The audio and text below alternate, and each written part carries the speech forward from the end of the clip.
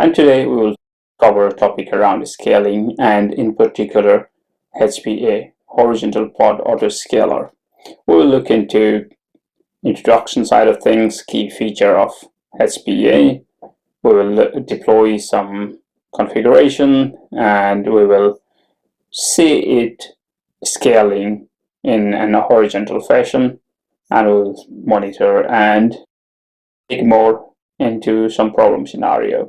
So here I will get HPA, nothing is installed at this point in time. Let's look into all of the namespaces, nothing there. Okay, so how does HPA actually work then? Right? So this is a little flowchart here. With HPA starts targeting deployment replica set or stateful set, and it tries collecting the metrics. It uses the metric server in Kubernetes, and it starts evaluating the metrics based on those metrics collection. And evaluating metrics happens and then compares against the threshold. And if the threshold is above, it will increase the pod count, and if threshold is below, it will decrease the pod count. And that's how it applies the scaling. And for the sake of rest condition, it will wait for the cooldown period and then repeats the process again. So it will collect the metrics, evaluate the metrics, scale up or down, and repeat. So configuration side of things, let's look into these two deployment manifest here. HPA manifest here. It is API version. That's the wrong API version. It should be v2 rather than beta 2. Kind Horizontal Pod Autoscaler. Name, we will give it Nginx HPA inside the namespace HPA demo, and we shall reference that by the kind deployment and name of the deployment, which we will create using that another file, and we'll call it Nginx deployment. And we're setting here minimum replicas and maximum replicas when it scales upwards or descales downwards. We will say it can go as high as 10 and as low as 1 whenever the utilization is below the threshold or above the threshold. So how does that work is it will look for metrics around CPU utilization, and it will check for 50% utilization there. So let's edit that. That must be v2. And let's close that. Let's apply it using kubectl.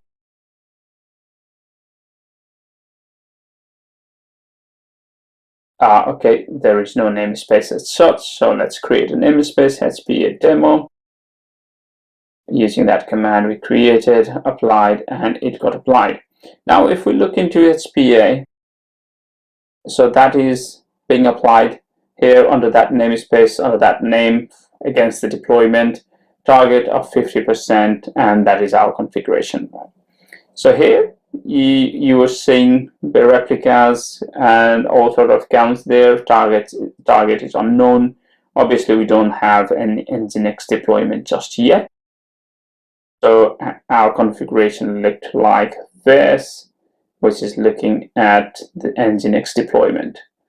That select target reference is not currently available, which is the reason why you will see 0 replicas and unknown targets, as it doesn't have anything to measure against. So let's look into deployment side of things here. We are trying to install Nginx, and inside the namespace HPA demo with some CPU requests and limits, and we also install a sidecar. This Linux stress is a sidecar which runs a stress test against the container. So in this case we are doing a stress test in the same pod. Let's apply that manifest. It got created, and if we look into that, it saw the replicas. It is showing replicas as 1, but still as unknown. target. So let's see if it gets created. Slightly slow here. Eventually it should come up. Okay, here it is. And both of those, Polylinux and the other. So as I said, Polylinux is a stress test container which will run some load tests to mimic the environment being easier so that we can produce the CPU. Here, if we update this replica, min replica to be 2, we will see that HPA will create that another pod hopefully soon.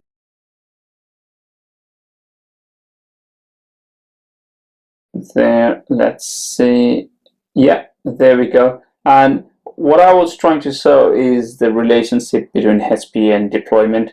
We didn't scale it through the deployment or replica set, but we scaled it through the HPA by saying I need a minimum number of 2 replicas for this particular container, but from the HPA settings, right? So now let's try to get it 1 and see if downscale it through the deployment, and you see that coming back again.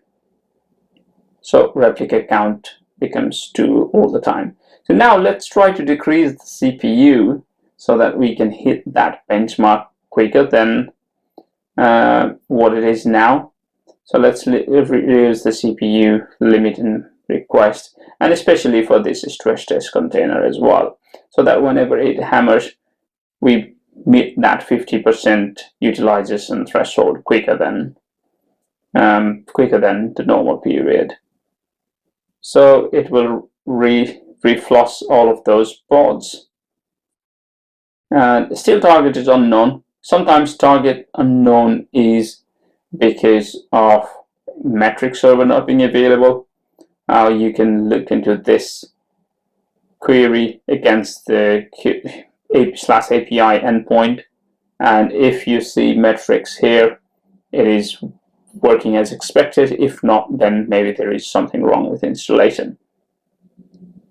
Once you fix that out, or let's see here that HPA was unable to compute replica count. So if it cannot compute the replica counts, it will not able to scale based on those metrics. So it is still unknown. So let's see top node. This command shows if metric API is available or not.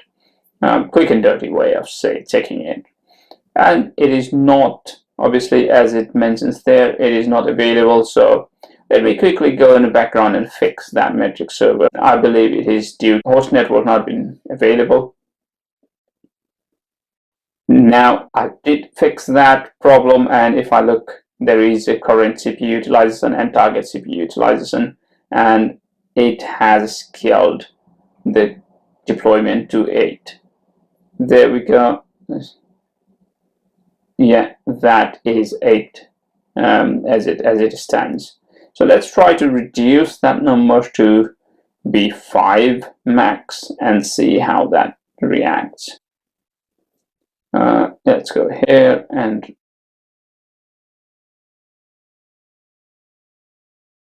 do that 5. Oops.